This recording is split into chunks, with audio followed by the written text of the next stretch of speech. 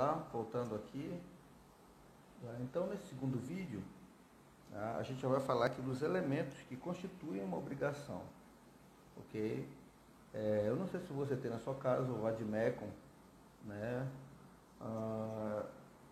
Se você tiver, eu quero que você esteja acompanhando a nossa aula, né, a partir do artigo 233 do Código Civil, tá? É justamente onde inicia a nossa parte especial, né, ou seja, o que a gente está tratando agora nesse bimestre, tá? Falando justamente das modalidades, dos direitos e obrigações, ok? Então, eu quero que você esteja acompanhando juntamente com o seu Vademecum, tá? No Código Civil. Os elementos constitutivos da obrigação, né, se compõem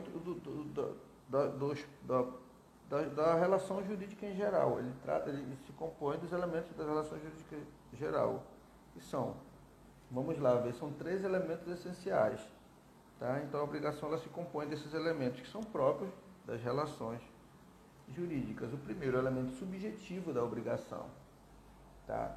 Que concerne o quê? Os sujeitos da relação jurídica, sujeito ativo, né, credor, ou sujeito passivo, que é o devedor. Então, esse é o elemento objetivo da relação obrigacional, ou seja, das obrigações entre pessoas, né? Então, o primeiro elemento é o elemento subjetivo, né, que justamente se trata dos sujeitos envolvidos nesta obrigação. O sujeito passivo, que é o devedor, e o sujeito ativo, que é o credor, aquele que tem uma obrigação a receber, tá? Então, esse é o primeiro elemento. O segundo elemento da obrigação é o objetivo ou material, tá? O que quer dizer isso, tá? O elemento objetivo ou material. Ele faz menção, ele fala em relação ao objeto. Tá? O primeiro elemento ele faz menção ao objeto, que é justamente esse elemento objetivo ou material, né? Aquele objeto da relação, aquele objeto ao qual vincula as duas partes, né?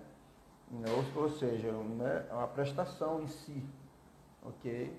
Então, se você comprou algo, né, comprou o carro de alguém, nessa relação você é o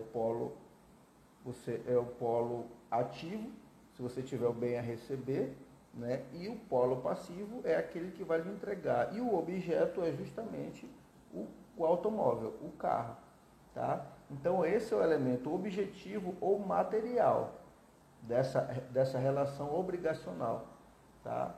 Então, esse objeto ele vincula ambas as partes, credor e devedor, tá? Então, o primeiro elemento é o elemento subjetivo, que justamente se refere às partes envolvidas nessa relação obrigacional, tá? Credor, polo ativo, devedor, polo passivo.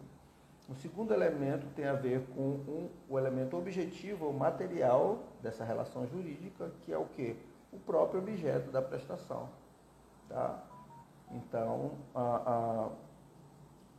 esses são os dois. O terceiro e último elemento é justamente o vínculo jurídico, né, dessa relação, que é chamado de elemento imaterial, tá? Que é justamente essa abstração jurídica, ou seja, eu tenho um bem, né? Eu tenho uma parte que comprou esse bem, que é o credor, e tem uma parte que é outra parte que é o devedor, estão vinculados a esse bem. Essa relação abstrata que existe, né?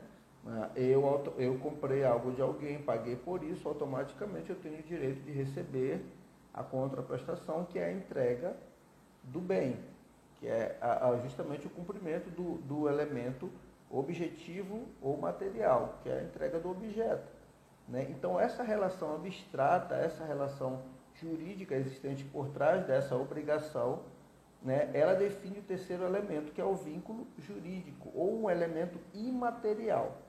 Tá? O elemento material é a coisa em si. O imaterial é essa relação jurídica que existe por trás, né? Tá? Da negociação, da formalização de uma obrigação, da obrigação de um entregar, pagar, e de outro entregar. Tá? Então, para a gente concluir esse vídeo, para você poder compreender bem, A relação, né, a obrigacional, ou seja, a obrigação, né, ela existe, para ela existir, ela tem que compor esses três elementos. Tá? O primeiro elemento é o elemento subjetivo, ou seja, ela tem que ter pessoas envolvidas, tá? Em ambos os polos, uma sendo credor e a outra sendo devedor, polo ativo, polo passivo. Tá? Então, tem que trazer esse primeiro elemento, que é o elemento subjetivo. O segundo elemento, que é o elemento objetivo ou material, que é justamente o envolver um objeto em si, uma coisa em si, uma coisa que tenha valor, né, nessa relação.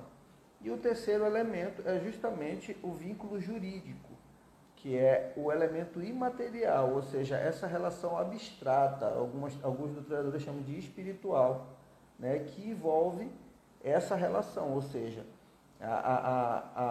o vínculo jurídico que existe. Eu comprei algo de alguém, eu paguei por isso, automaticamente o outro é obrigado a me entregar determinada coisa que foi comprada.